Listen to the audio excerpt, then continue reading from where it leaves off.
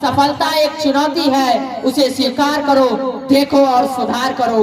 जब तक न सफल हो नींद चैन को त्यागो तुम, संघर्ष का मैदान छोड़कर मत भागो तुम।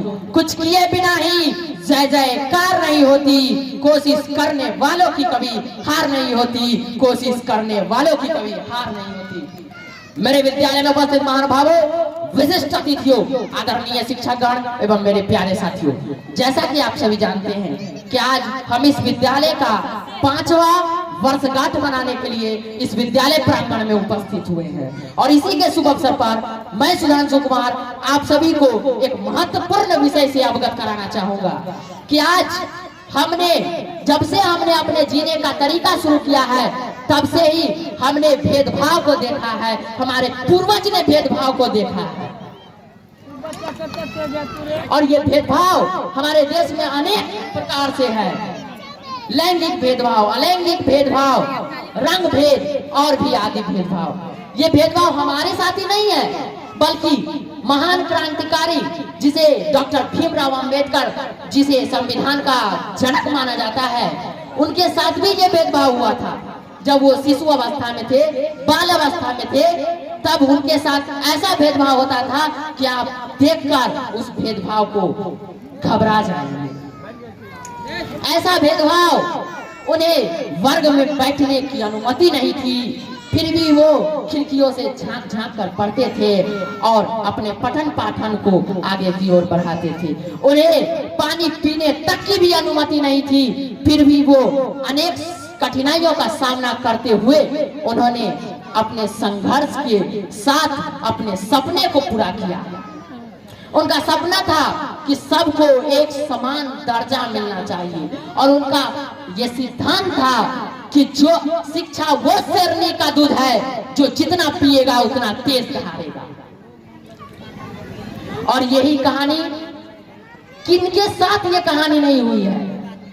डॉक्टर भीमराव अंबेडकर के साथ ये कहानी बहुत बीता और उसके बाद उन्होंने संविधान लिखा और उस संविधान में उन्होंने अपने संघर्ष का बदला लिया और सबको समान अधिकार दिलाया। यही कहानी हमारे राष्ट्रपिता महात्मा गांधी के साथ भी बीता। जब एक बार वो दक्षिण अफ्रीका में अपनी वकालत की पढ़ाई के लिए जा रहे थे, तब उनके पास फर्स्ट क्लास ट्रेन की बोगी की टिकट थी, फिर भी उन्हें उस बोगी में नहीं बैठने दिया गया और इसके पलटवार में उन्होंने वही दक्षिण अफ्रीका में ही रंग भेद नीति के विरुद्ध आंदोलन चलाया।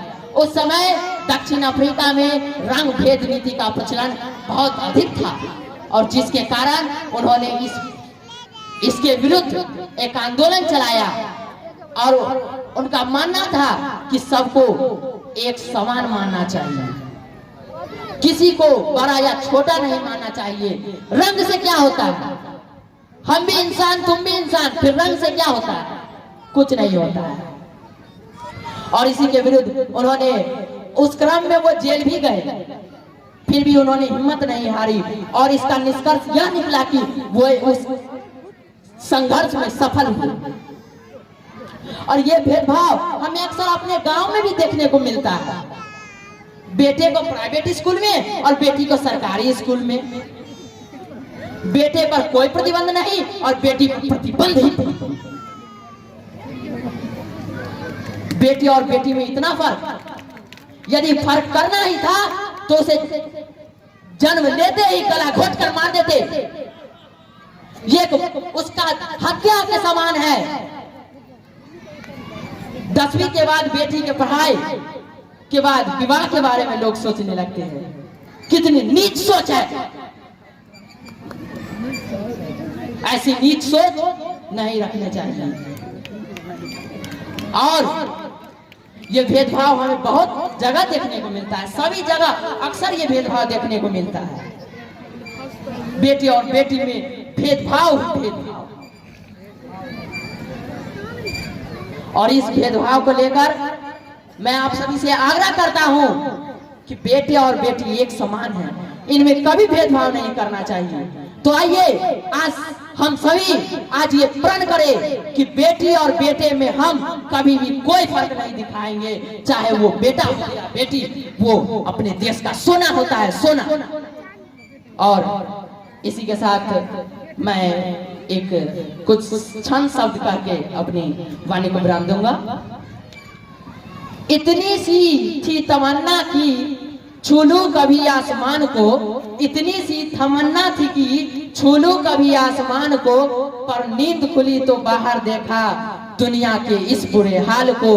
फिर मैंने सोचा छोड़ दूं माया मोह के इस जाल को, जब देखा मैंने लड़का लड़की में हो रहे इस भेदभाव को, लड़का लड़की में हो रहे इस भेदभाव को। धन्यवाद।